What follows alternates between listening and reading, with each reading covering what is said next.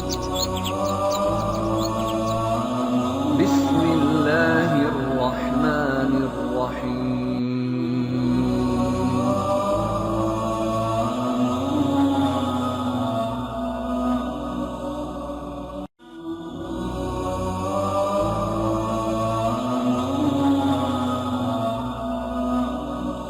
ملکہ بلقیس کے ساتھ پیش آیا۔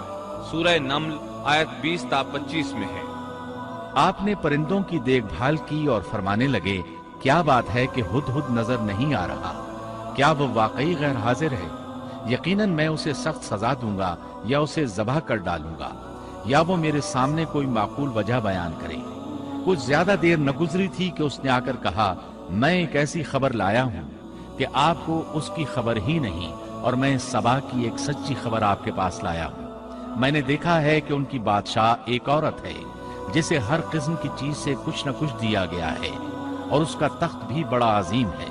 میں نے اسے اور اس کی قوم کو اللہ تعالیٰ کو چھوڑ کر سورج کو سجدہ کرتے ہوئے پایا ہے۔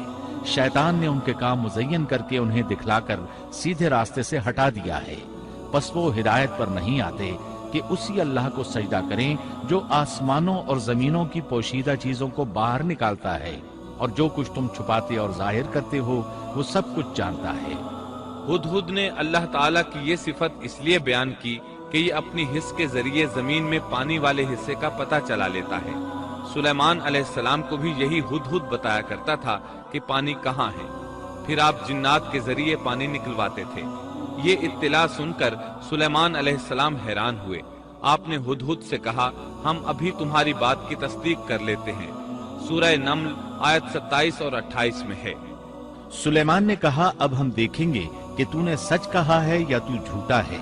میرے اس خط کو لے جا کر انہیں دے دے، پھر ان کے پاس سے ہٹ آ اور دیکھ کہ وہ کیا جواب دیتے ہیں۔ آپ نے ایک خط لکھ کر اسے دیا۔ ہدہد وہ خط لے کر ملکہ بلقیس کے محل پہنچا۔ خط اس کے سامنے گرا کر خود دیوار پر جا بیٹھا۔ خط دیکھ کر ملکہ بلقیس نے کہا، وہ کہنے لگی، اے سردارو، میری طرف ایک باوقت خط ڈالا گیا ہے جو سلیمان کی طرف سے ہے، اور جو بخشش کرنے والے مہربان اللہ کے نام سے شروع ہے، یہ کہ تم میرے سامنے سرکشی نہ کرو اور مسلمان بن کر میرے پاس آ جاؤ۔ اس نے کہا، اے میرے سردارو، تم میرے اس معاملے میں مجھے مشورہ دو۔ میں کسی امر کا قطعی فیصلہ جب تک تمہاری موجودگی اور رائے نہ ہو نہیں کیا کرتی۔ ان سب نے جواب دیا کہ ہم طاقت اور قوت والے، سخت لڑنے بھیڑنے والے ہیں، آگے آپ کو اختیار ہے، آپ خود ہی سوچ لیجئے کہ ہمیں آپ کیا کچھ حکم فرماتی ہیں۔ اس نے کہا کہ بادشاہ جب کسی بستی میں گھستے ہیں تو اسے اجاڑ دیتے ہیں اور وہاں کے باعزت لوگوں کو ذلیل کر دیتے ہیں، اور یہ لوگ بھی ایسا ہی کریں گے۔ میں انہیں ایک ہدیہ بھیجنے والی ہوں، پھر دیکھ لوں گی کہ قاصد کیا جواب لے کر لوٹتے ہیں۔ ملکہ بلقیس یہ اندازہ کرنا چاہتی تھی کہ سلیمان علیہ السلام کس قسم کے بادشاہ ہیں، اور یہ کہ وہ ان کے خلاف لڑ سکیں گے یا نہیں۔ چنانچہ اس نے فلسطین کی طرف بے شمار تحائف روانہ کیے تاکہ لڑائی کی نوبت نہ آئے، لیکن جب یہ تحائف سلیمان علیہ السلام کے پاس پہنچے تو آپ غضبناک ہو گئے۔ بس جب قاصد سلیمان کے پاس پہنچا تو آپ نے فرمایا، کیا تم مال سے مجھے مدد دینا چاہتے ہو؟ مجھے تو میرے رب نے اس سے بہت بہتر دے رکھا ہے جو اس نے تمہیں دیا ہے، بس تم ہی اپنے تحفے سے خوش رہو۔ جا ان کی طرف واپس لوٹ جا، ہم ان کے مقابلے پر وہ لشکر لائیں گے جن کے سامنے پڑنے کی ان میں طاقت نہیں، اور ہم انہیں ذلیل و پست کر کے وہاں سے نکال باہر کریں گے۔ قاصد ان کا جواب سن کر اور یہ صورتحال دیکھ کر دہشت زدہ ہو گئے۔ انہوں نے بلقیس کے پاس جا کر ساری حقیقت بیان کر دی۔ ملکہ بلقیس نے انہیں پیغام بھجوایا کہ ہم اسلام قبول کرنے کے لیے تیار ہیں۔ سلیمان علیہ السلام تک اس کا پیغام پہنچا تو آپ اپنے درباریوں کی طرف متوجہ ہوئے۔ آپ نے فرمایا، اے سردارو، تم میں سے کوئی ہے جو ان کے مسلمان ہو کر پہنچنے سے پہلے ہی اس کا تخت مجھے لا دے؟ ایک قوی ہیکل جن کہنے لگا، آپ اپنی مجلس سے اٹھیں، اس سے پہلے میں اسے آپ کے پاس لا دیتا ہوں۔ یقین مانیے کہ میں اس پر قادر ہوں اور ہوں بھی امانت دار۔ جس کے پاس کتاب کا علم تھا وہ بول اٹھا کہ آپ پلک جھپکائیں، اس سے بھی پہلے میں اسے آپ کے پاس پہنچا سکتا ہوں۔ جب آپ نے اسے اپنے پاس موجود پایا تو فرمانے لگے، یہی میرے رب کا فضل ہے تاکہ وہ مجھے آزمائے کہ میں شکر گزاری کرتا ہوں یا ناشکری۔ شکر گزار اپنے ہی نفع کے لیے شکر گزاری کرتا ہے، اور جو ناشکری کرے تو میرا پروردگار بے پرواہ اور کرم کرنے والا ہے۔ حکم دیا کہ اس کے تخت کی صورت بدل دو تاکہ معلوم ہو جائے کہ یہ راہ پا لیتی ہے یا ان میں سے ہوتی ہے جو راہ نہیں پاتے۔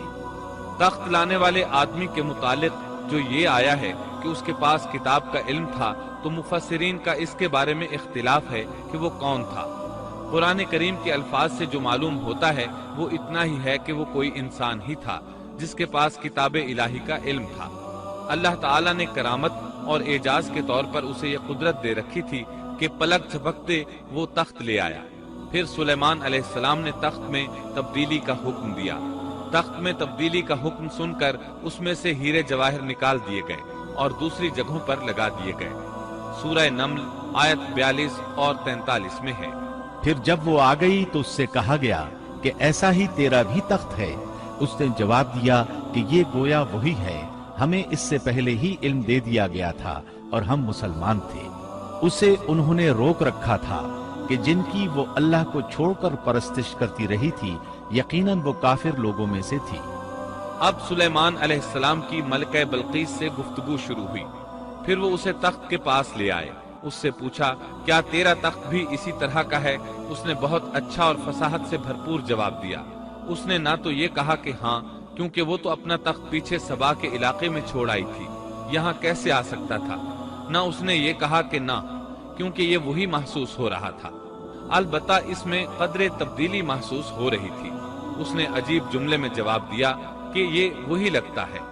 سلیمان علیہ السلام یہ جواب سن کر حیران ہوئے۔ اب آپ نے اسے اپنی سلطنت کا غلبہ دکھانے کے لیے ایسا منظر دکھایا جو کسی بشر نے آج تک نہیں دیکھا۔ چنانچہ آپ اسے ایک محل میں لے گئے۔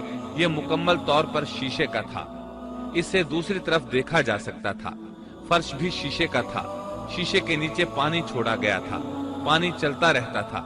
آپ اسے لیے اندر داخل ہوئے تو وہ بہت حیران ہوئی کہ محل میں پانی بہ رہا ہے۔ اس نے اپنا لباس کچھ اوپر کر لیا کہ بھیگ نہ جائے۔ اس نے اپنا پاؤں پانی پر رکھنا چاہا تو وہ شیشے پر پڑا، اور زیادہ حیران ہوئی اور شرمندہ بھی کہ دھوکہ کھا گئی۔ اور یہ سب کچھ جنات کے ذریعے تیار کرایا گیا تھا۔ سورہ نمل آیت 44 میں اللہ تعالیٰ فرماتے ہیں، اس سے کہا گیا کہ محل میں چلی چلو، جسے دیکھ کر یہ سمجھ کر کہ یہ حوض ہے، اس نے اپنی پنڈلیاں کھول دی۔ سلیمان نے کہا، یہ ایسا محل ہے جس میں نیچے بھی شیشے جڑے ہوئے ہیں۔ کہنے لگی، میرے پروردگار، میں نے اپنی جان پر ظلم کیا، اب میں سلیمان کے ساتھ اللہ رب العالمین کی مطیع اور فرمانبردار بنتی ہوں۔ یہ عظیم سلطنت دیکھ کر وہ جان گئی کہ سلیمان علیہ السلام صرف بادشاہ ہی نہیں، نبی بھی ہیں۔